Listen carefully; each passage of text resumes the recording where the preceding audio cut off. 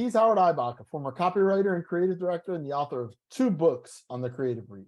And he's Henry Gomez, an ad agency strategist with over 26 years of experience. Together, we're the Brief Brothers. We love to talk about creative briefs, briefing, and advertising.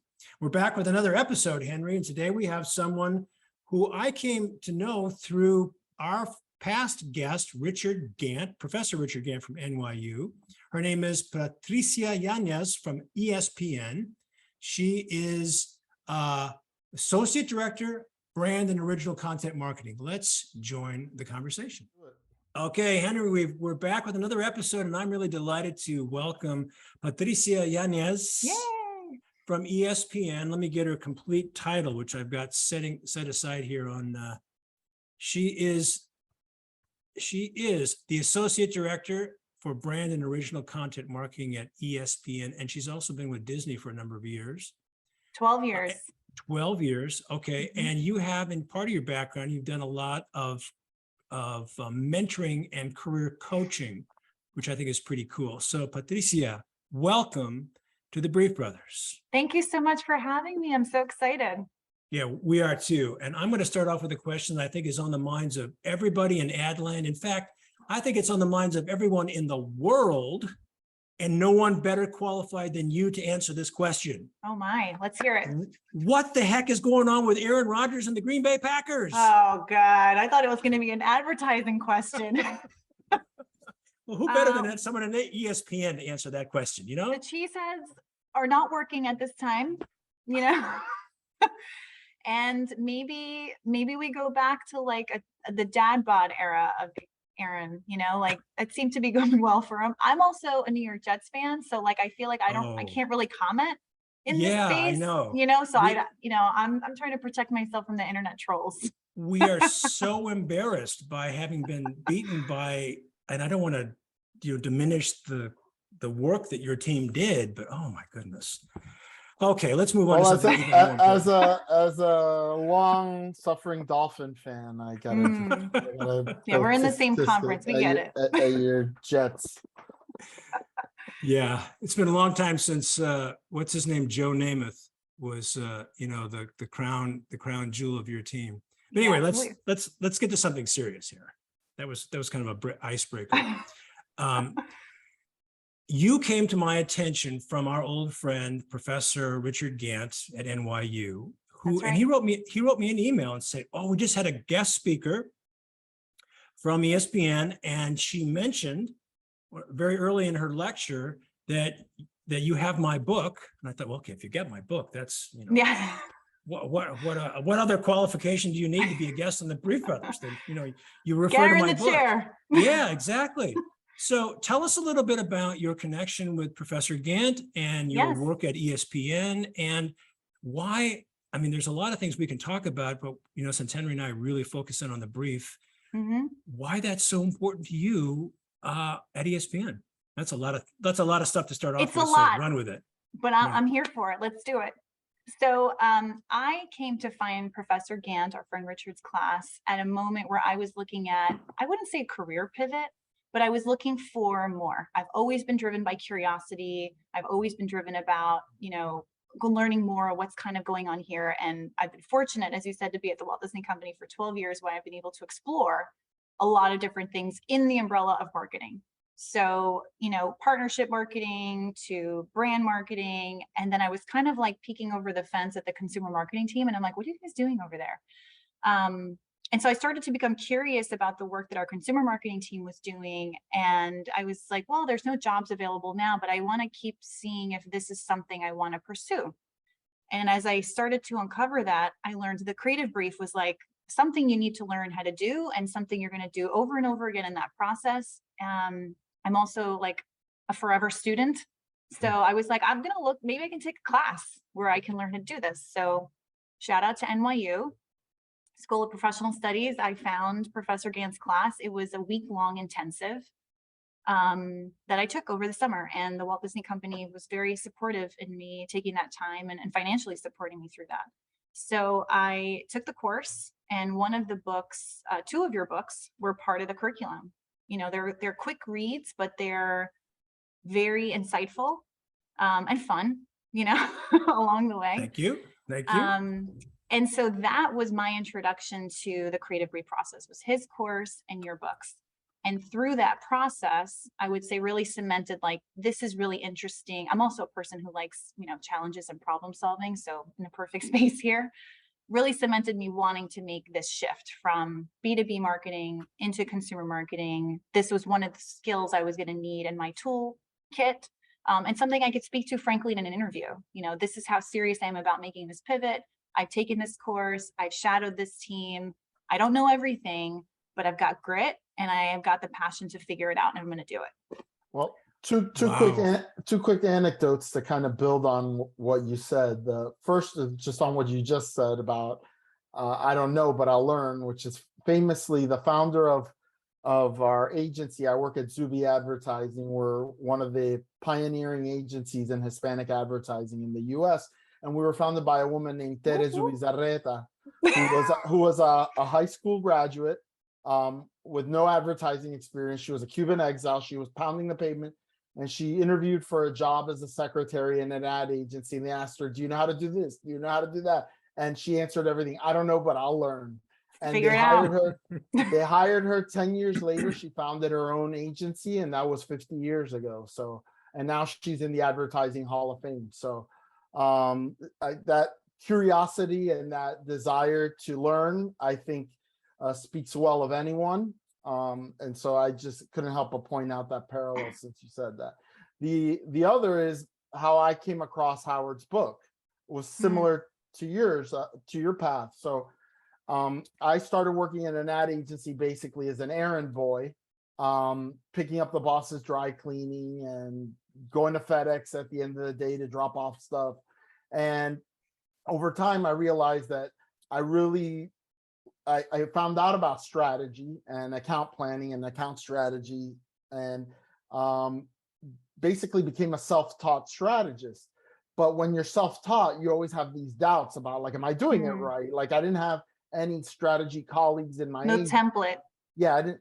So I was always looking for materials to help me along. And at some point I found Howard's book and I read it. And like you said, it's a short, fun read. And I took it to my boss at the time. And by that time I was working at an agency where my boss was a strategist. And I said, I found this great book. It's, really concise and shows you how to write a good brief. What do you think? And she read it and she said, it's great. And so we brought Howard to teach a workshop at the agency. And we've been friends ever since, and now we have a podcast together. So I love it. Funny how, things happen, but that quest for always trying to sharpen skills, particularly when you feel insecure about them. I think all of us have suffered at some point with imposter syndrome. It's like, I'm doing this job, I'm getting paid for this job, but do I really know what I'm doing? And Howard's book was a big help with regard to that. Well, Patricia, what really stands out for me is the fact that you are an outlier when it comes to marketers. Henry and I have done yes, yeah, because your desire, your curiosity, your desire to learn, your desire to understand how this process works, I think is different, is unique. We've had on our show, and we've talked about these guys lots of times, Matt Davies and Peter Paul Von Wheeler. They're two account planners. They did a global survey, global meaning the English language, English speaking world, where they interviewed marketers on the client side and advertising agency creatives on the other side about the briefs they get from clients. And the yawning gap of perception, this perception reality is just Grand Canyon in size. And I would plead with you to speak more to marketers and people in your profession to inculcate within them the necessity for understanding the brief, for understanding strategy, because we, Peter, Paul, and Matt, revealed to the world how many marketers use the whole creative process to figure out their strategy. Which is backwards. Yes. It's very inefficient, frustrating, costly for everyone involved. Yeah. The other thing, building on what Howard said, is that a lot of marketers come to marketing not necessarily with a marketing educational background, and that's okay. That's me. That's okay. There's nothing wrong with that. But when you're coming at marketing from, let's say, a sales or from a product development or another area of business, and you get promoted into a marketing role or you seek out a marketing role and you don't have that background, then it behooves you to learn and get educated and be humble and say, who's going to teach me? You can always learn new things, but I think what we see are people that get into these roles, they're in over their heads and they don't seek out the help, nor do they seek out the education. Of course, doing is part of it, but you also have to have like okay, is this the way it's supposed to be done? You know? I would agree. I think it's the doing, it's the learning how it's been done. And then that's like the first year, right? You're learning how it's been done, you're doing it. And then I feel like, building relationships and gaining empathy for what your work does impacts the company and the world around you. Understanding like, if I make this change, like what ripple effect does that have? And like, is it really worth it? That's year one. And then year two, I always say is like when you put your stank on it.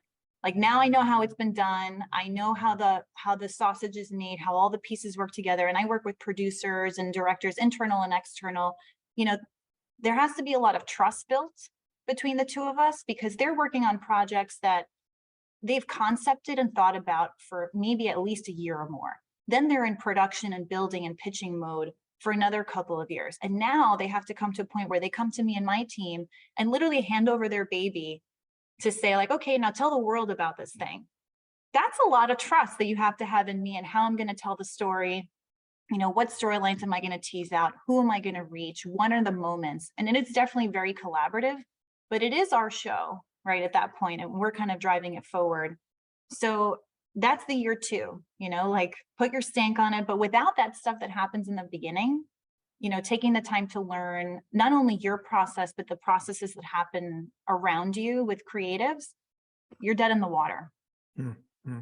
Can you tell us about an example of a project that you either are working on now or have worked on in the recent past and how this has all come together? Something that you can share with us? I mean, I'd like to get a scoop if we could. I can't get you the scoop. My PR team would kill me.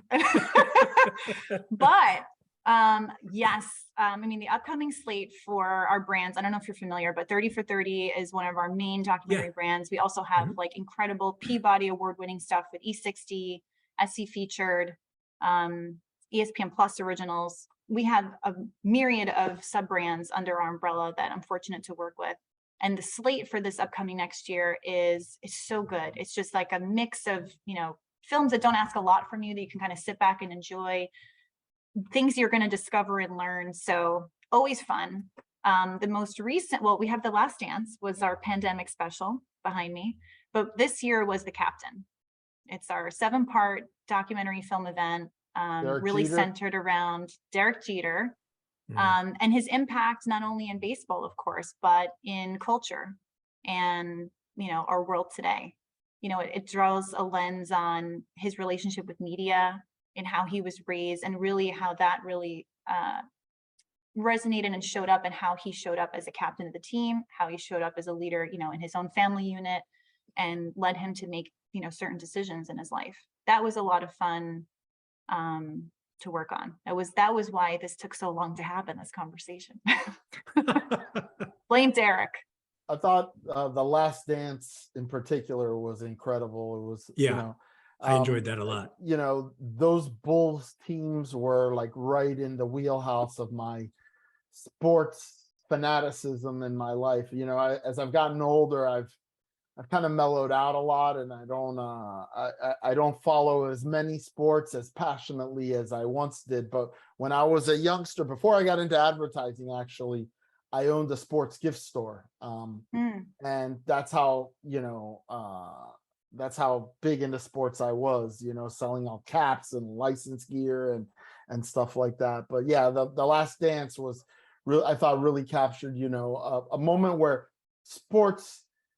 And I think we could all agree that sports still important in our culture, but in those years in the 90s, I think that sports had a a place in the culture that was even higher than it is today. And Michael Jordan was one of those, figures, mainly galvanizing. But if you weren't a Bulls fan, he could be polarizing, right? But he Polarizing in our household. We're Knicks fans, so yes. Well, we were hard to work on that film. We were Heat fans, so we were, we suffered many first round losses to the Bulls because they would be the number 1 seed in the East, and the Heat would be the number 8 seed in the East. But it's a cool area to work with and to work in marketing in that sports entertainment field that so many people get so much out of. I'll tell you, I was on the job for 3 months and the pandemic hit, and this was the Last Dance year. We had a plan for how it was going to be programming had a plan, how it was going to roll out. We had our full strategy laid out.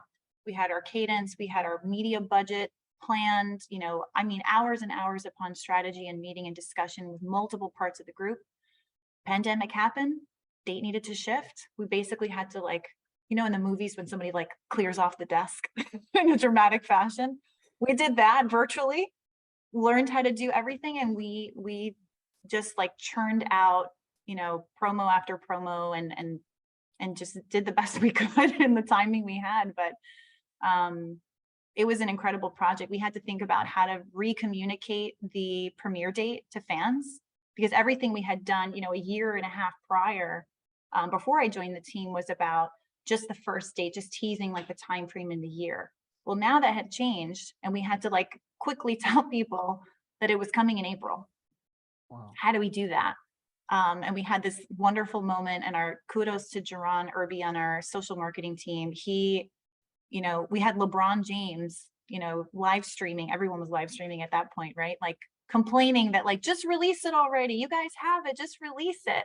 And so he came up with this great idea about basically making it seem like LeBron had reached out to us, and we're okay, all you have to do is ask sometimes. And so they produced a really great video, and that was the drop of the new date. And then from there, we were off to the races. I think entertainment wise, that period when we were all so uncertain and we were locked in our homes, it's going to be defined by The Last Dance and Tiger King, right? Those were the things. Yes.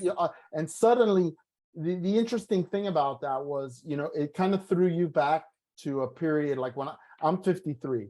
So I grew up in the 70s and 80s. And, in the 70s, there was 3 TV stations.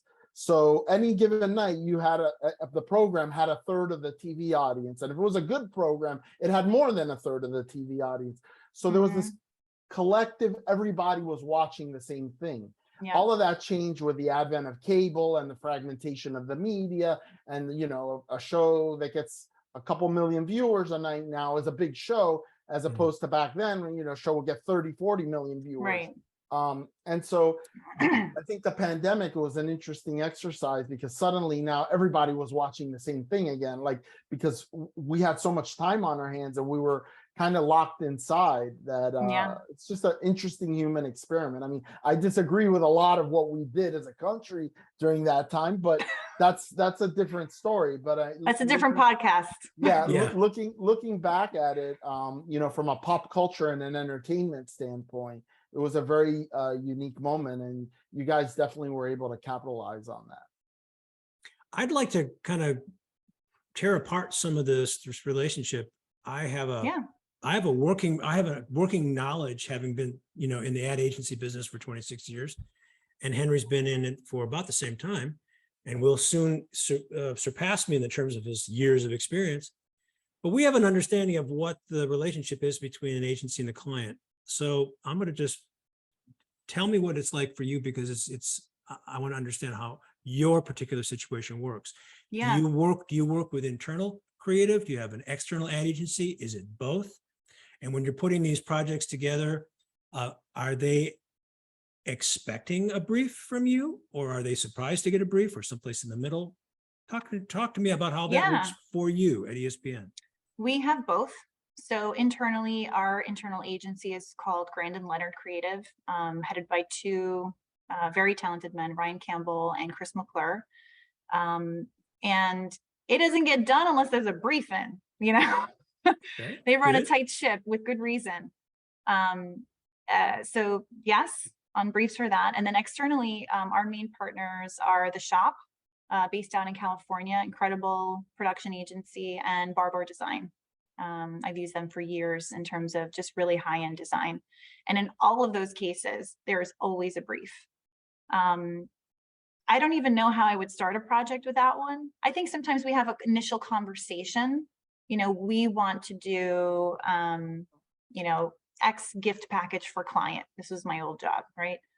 I can talk high level about, you know, like what we wanted, what we're thinking about doing, or the timing, and understand how they might fit with like a larger picture.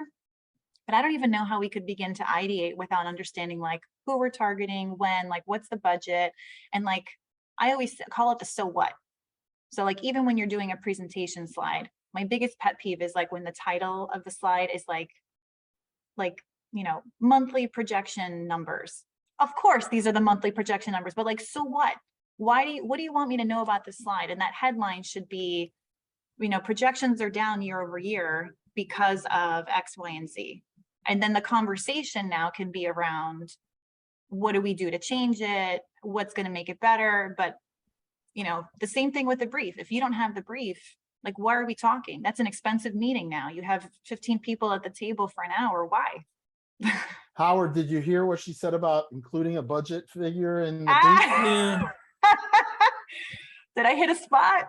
Yeah, so we have a how- little debate. We have a little debate going on about whether the brief, I'll tell you what, all the briefs that I use in my training do not list a budget. And these are legacy agencies. So these are not just run of the mill, you know, folks who just sort of forgot, oh, we don't, no. Henry and I have this debate about when you, first of all, what is the brief for? Is it to tell the creators what to do? No, it's about getting them to think about an idea. So you can't tell me what the budget is until I have an idea first. Henry disagrees. I got it. We can do a poll. Maybe we'll do like a Twitter poll after when the pod comes out, but I'm with Henry on this one, because I don't know, like if it's hard, right? You can go into a project and you'd be like, okay, so we can like hire all these influencers and we can do all these things, and like this will achieve the goal. Like this is going to hit X. But then I'm like, sorry, we only have $25,000. Then it's like a lot of wasted time. So I feel like if you do provide some, a if you do woman after provide my own heart. Well, I disagree. You know, it's the Latino connection. Yeah, I get it. No, but listen. So there's two things going on here. One is a client brief versus an internal agency brief, and in your case it might be different. But you know, when you're working with packaged goods, or you're working with, you know, consumer goods that are bought at store, at retail, whatever, a lot of times the client will give you a brief, some sort of communication brief, and honestly, generally they're horrible. They're not inspiring documents. They're loaded with research and jargon and acronyms and things that the creatives never in a million years can use. So typically what happens is somebody like a strategist like me at the agency then takes that, also puts in their own knowledge and their own observation of the research, and goes through all that stuff and produces a creative brief. When I talk to Howard about budgets, I think clients owe agencies a budget number, so that the agencies don't go off and ideate things that could never be produced under that budget number. The agency brief that you use, Howard, in teaching your workshops may not have budget numbers in them, but that doesn't mean that they weren't talked about, or that the client didn't communicate a budget number to the agency. But I've been in both. I've had examples of both things happen, like where the client is very coy about a budget, and then you bring them a range of ideas, and they say, we love it, but our budget is $200,000. And you say, well, if you would have told us that at the beginning, it probably would have saved us coming up with this idea, because this is $1 million idea. Correct. Okay. All right, hang on. I don't want to get too lost in this, but I have two things to say. First of all, when you don't have a budget, or whether you do or you don't have a budget in a brief, what you don't include in the conversation is whether or not the creatives can come up with a way to execute regardless of the budget. Because I've seen many examples of $1 million idea that got executed for $25,000. What, you know, It's like, the client loves Highly the idea. sus, Howard. Highly Let's, $25,000 for $1 million idea. Show me the receipts. I'll So- tell you an so example. you're- I'll tell, you're hang saying- on. I'll give you an example. This was a PSA that was done, and I forget what the year was. It was a PSA done for a nonprofit that worked with people who were blind. Okay. So sight challenge. And they came up with $1 million idea that they couldn't produce for $1 million, but they pulled it off because they created a spot that was all title cards and stock music.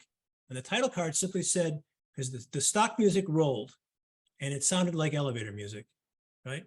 And the title card simply said, and I'm paraphrasing because I don't remember the exact language, to a blind person, this sounds like an ad for a wine company. But what we're actually doing is asking you to donate some money to people who have problems with sight. They can't see this. And this is the challenge that they face. Please give us, I mean, it was the biggest fundraising spot that they'd So ever I done. think it's a great idea. But when we say $1 million idea, that idea never takes $1 million to execute, because Yes. it's words on a screen that's an idea that you make with a small budget for a nonprofit.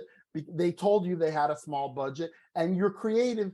You Right. find the proverbial $1 million idea, meaning, but that not the literal $1 million idea. Okay, They didn't come with CGI and Hollywood for the commercial because they knew they had $25,000. Yes. Right. The second So anecdote far, I I'm not wanted to share. convinced, but I'm gonna hear your second example. The second anecdote is when I was working at Ogilvy in Los Angeles for the client we had at the time, which was a Norton antivirus. And I forget the whole Symantec. And this was in the 90s when they had the Men in Yellow campaign. Does anybody remember that? Yes. I think I do.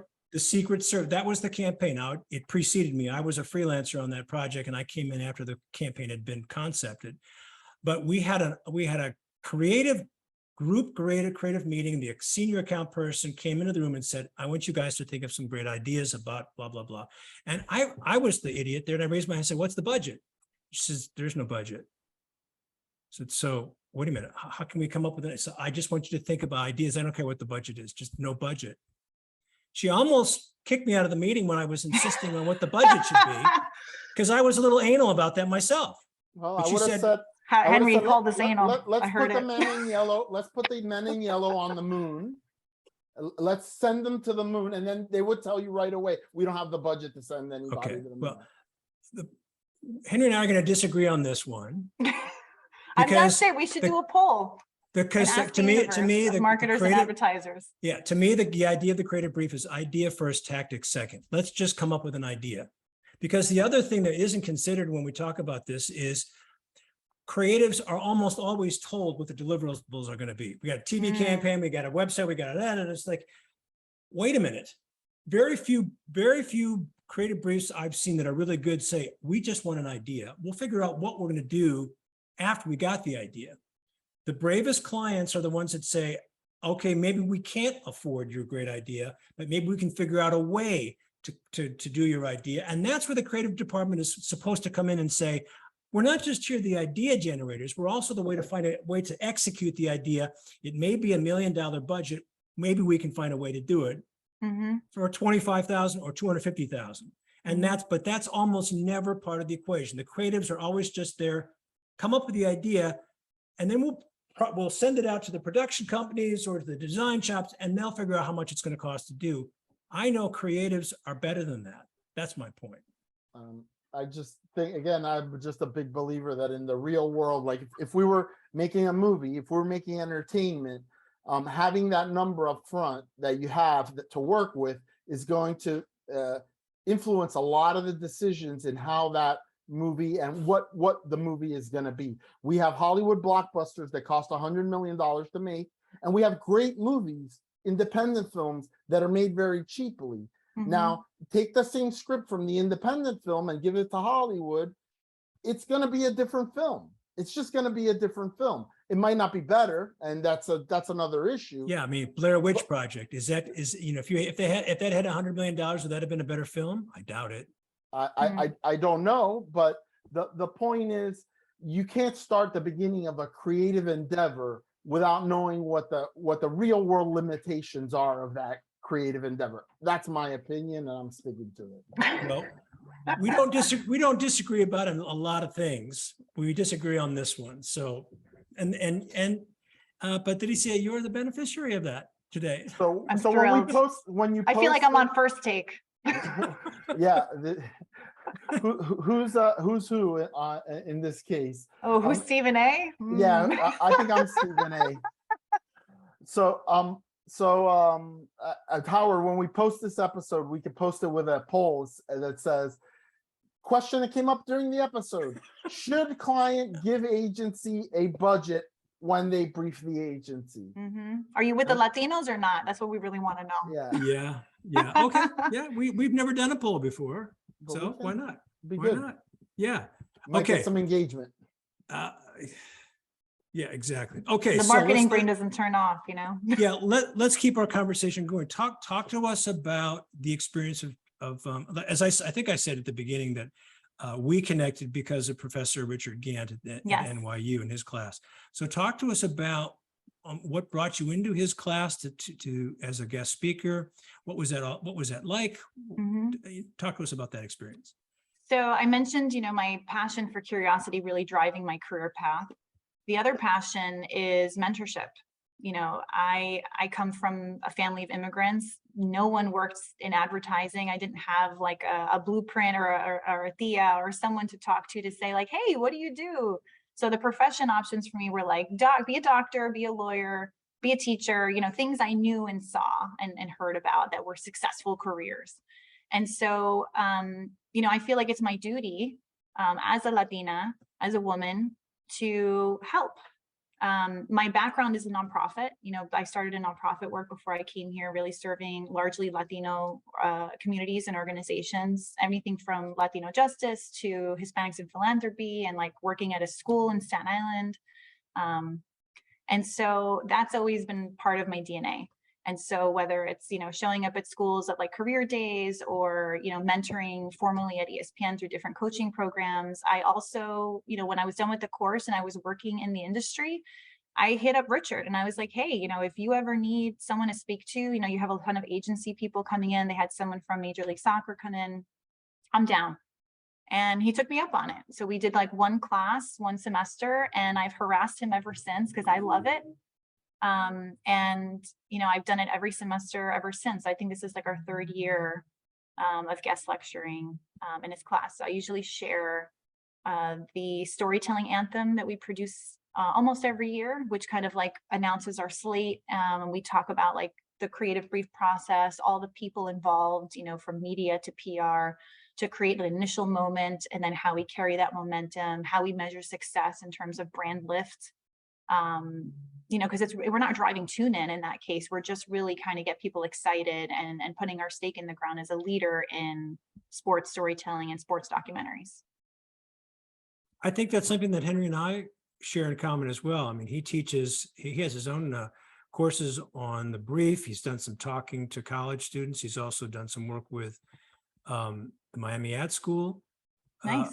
I think that's an important facet of what any profession should do, but I think particularly in advertising, where and we've bemoaned the fact that the training, the level and the quality of training over the years has really diminished since the day when ad agencies took that responsibility on themselves. That's gone away. That's just not there anymore. So people like Professor Gant and me and my workshops and my books and Henry, and then what the purpose of this, this podcast is to reach out and say, here, this is a teaching device. This is a teaching tool. So I think it's critically important. So kudos to you for doing that. Henry, any more thought? No, I'm, Henry, if I'm in Florida, I'll roll up in your classroom. Oh, well, absolutely. I'm not teaching anything right now. In fact, actually, the University of Miami the coordinator emailed me today to say she needed me to send my personnel ID back because I hadn't taught in a couple of semesters, and that was just today. So you know what? Tell her that you'll send it back if she promises to come on the Brief Brothers. I will. Yeah. Okay. So tell me what else is going on at ESPN that you can share with us? Yeah, I mean, we just finished like a huge summer. Like I said, the captain was our crown jewel for this year. We also have podcasts. I don't know if I mentioned 30 for 30 podcast as part of my team's portfolio, and we have an incredible piece that's coming out in about a month that's related to women in Iran and the shadow ban there. And I don't want to misspeak on anything in the podcast. I don't have the formal description in front of me, but it's essentially around how women in Iran are unable to attend soccer matches. So, we worked on it, or I should say the team has been producing it for a long time. It's being released almost unintentionally initially around all of this protests and timely, awakening that's happening in Iran. And so we're taking extra time with it to ensure that we're especially careful about and considerate about the words we're using and the symbolism we're using to promote the podcast, because it just needs to be done right, and do right by these badass women. Can I curse on here? Sorry. Absolutely. Fuck no. No swearing. Come on. This is a non-family. So I think it's a 4-part podcast at this point, but really honoring and challenging assumptions that people have of Iranian women, and just an incredible storyteller that we have to tell the story. It's timely with with what's happening in Iran, and I believe, if I'm not mistaken, Iran is in the group with the United States, and the UK, and yes, I believe our match is like November 29th or something. And the Iranian side is supposed to be pretty good. Like, they're not a pushover. So it is neither are the women. Really good timing. No. All right. Well, Patricia Yanez with ESPN and a past and current guest lecturer at Richard Gant's class at NYU. We are so delighted that you could join us today on the Brief Brothers. Thank you. Thank you, and happy to come back anytime. Good stuff, Henry. Good stuff, Howard. He's Henry Gomez. And he's Howard Eibach, and together we're the Brief Brothers. Till next time.